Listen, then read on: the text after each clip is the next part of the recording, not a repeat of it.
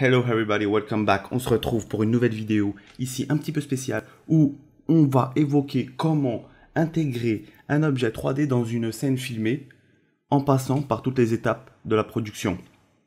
Je vous mets tout de suite la vidéo du petit travail qui a été effectué par l'équipe de Madinfo 3D et on se retrouve tout de suite après pour commencer. A tout de suite.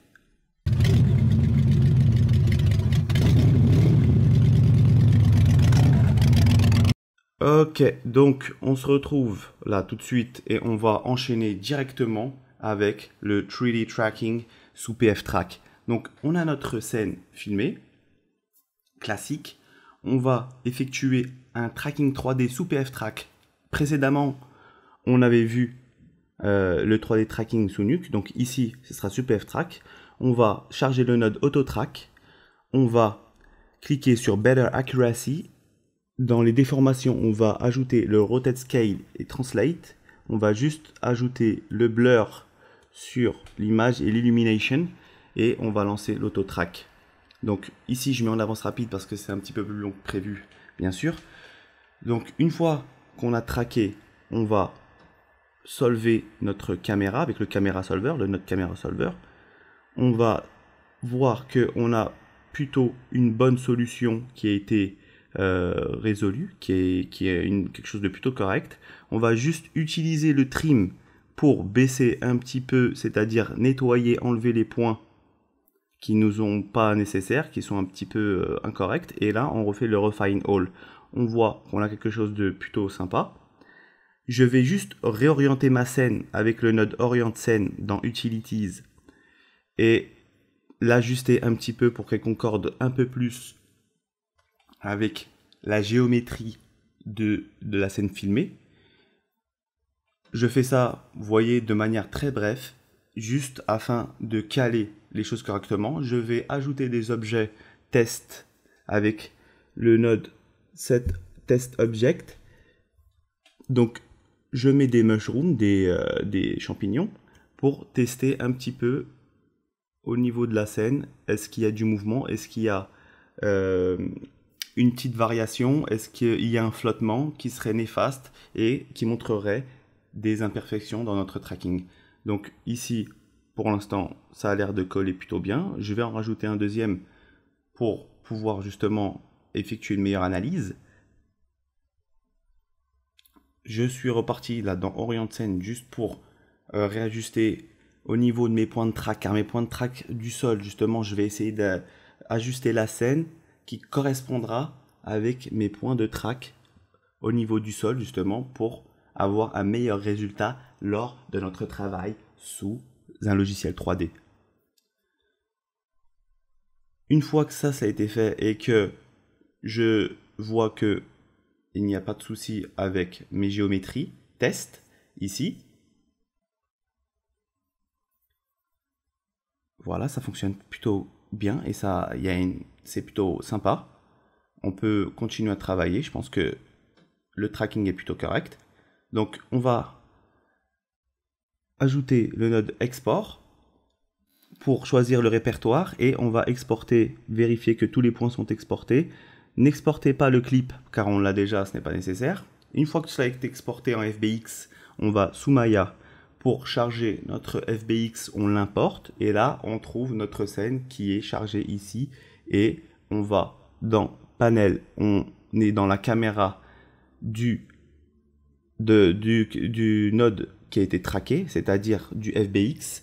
On a notre caméra 01 souligné bas de node justement qu'il faut locker absolument pour éviter au cas où par mégarde vous faites un mouvement de caméra et là ça perd la position justement initiale qui a été calculée par le logiciel de tracking.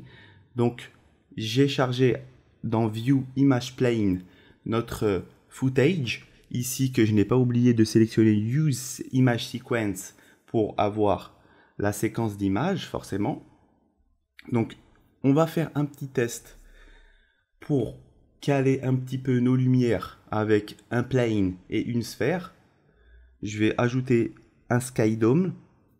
Donc il va être nécessaire bien sûr d'avoir une image en mode HDRI pour pouvoir avoir des résultats optimaux en concordance avec notre scène. Donc là, je vais faire un petit rendu rapide, mais je vais juste ajuster, là, enlever au niveau caméra pour qu'on n'ait pas l'HDRI qui soit visible et qui prend le dessus sur notre footage en arrière-plan. Donc là, je vais juste charger une petite map HDRI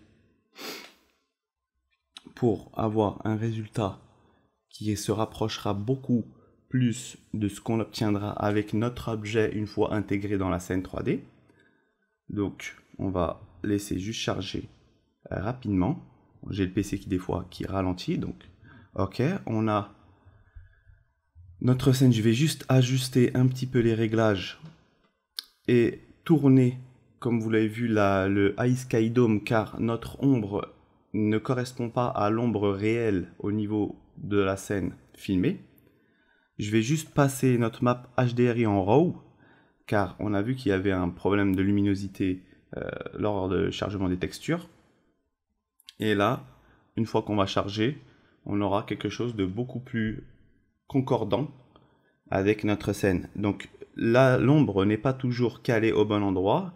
Il va falloir continuer à utiliser une petite rotation de notre High Sky Dome pour avoir quelque chose qui correspondra vraiment à notre scène. Ok, je vais ajuster tranquillement.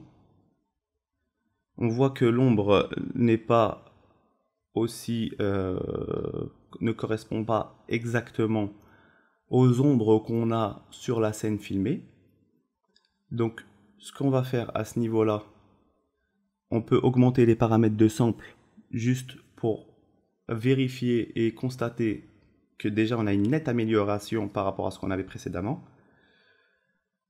À partir de ce moment-là, je vois que j'ai une scène qui correspond un peu beaucoup avec ma scène filmée. Donc il suffira d'ajuster après mes paramètres de rendu. Je vais charger mon véhicule, comme vous l'avez vu sur le projet qui a été fait par l'équipe Madinfo 3D. Donc je vais charger le mesh 3D afin de pouvoir le caser au bon endroit.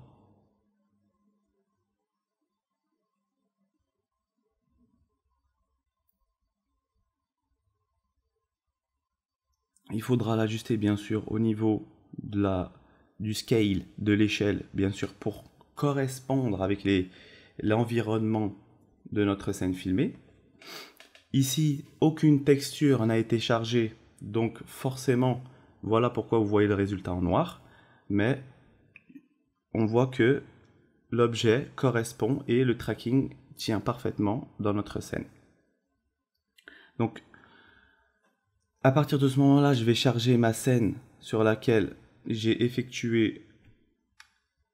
chargé tous mes shaders, toutes mes textures et matériaux. J'ai créé une animation avec le plugin Craft Animation Studio dans lequel on a les tutoriaux sur lesquels vous avez déjà travaillé sur les véhicules moteurs, c'est-à-dire type voiture et ainsi que l'hélicoptère. Donc c'est le même principe, vous pouvez ajuster une animation ici. Je vais charger mes textures afin que vous puissiez constater un petit peu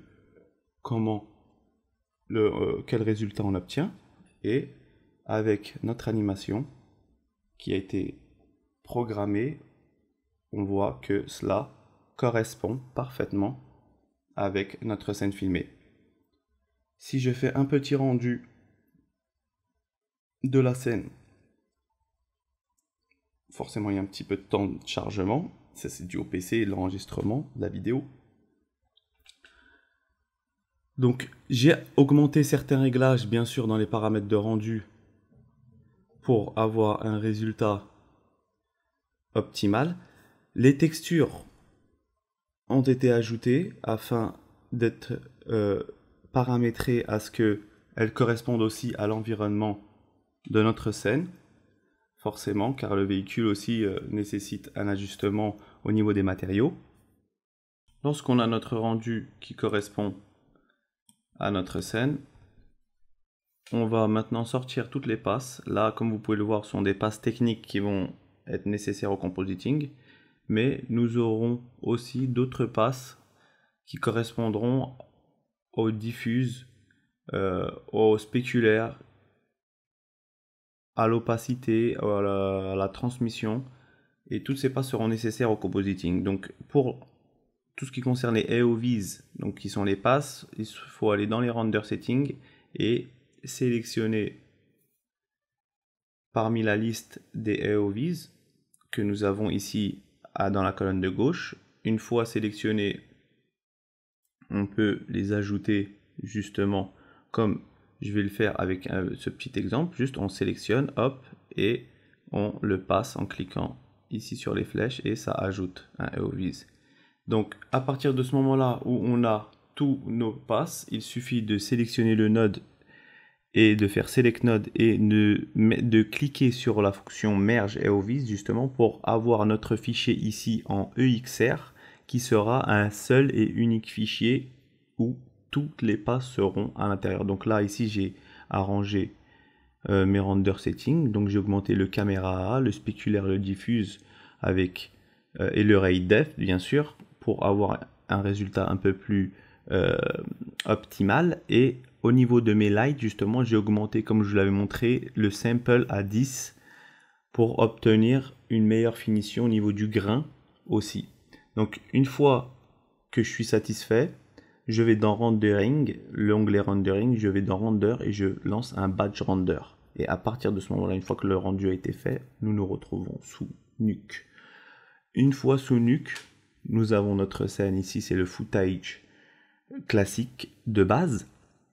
Donc je vais charger mon rendu EXR avec, c'est mon fichier EXR. Je vais juste lancer un petit node, un petit script qui va me permettre de déplier, si je puis me permettre ce mot, toutes mes passes.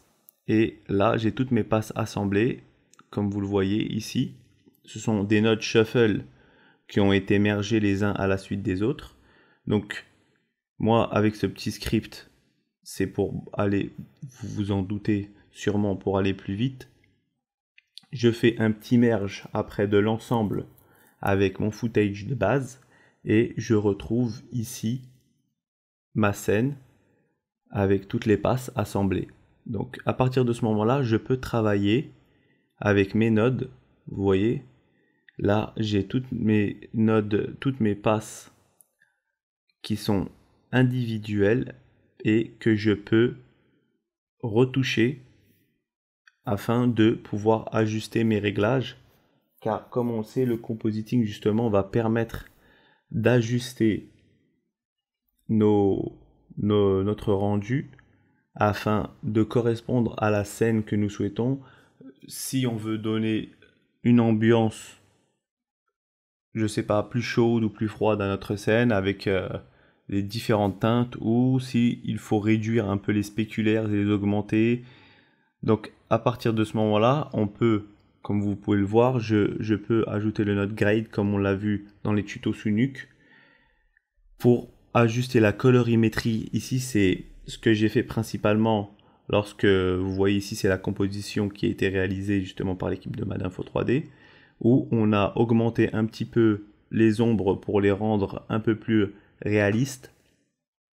Où vous voyez là, on a ajusté un petit peu les contours des ombres pour les smoother un petit peu, obtenir quelque chose de plus fin. Et on a ajouté des nodes pour corriger un petit peu ou ajuster la colorimétrie de notre scène.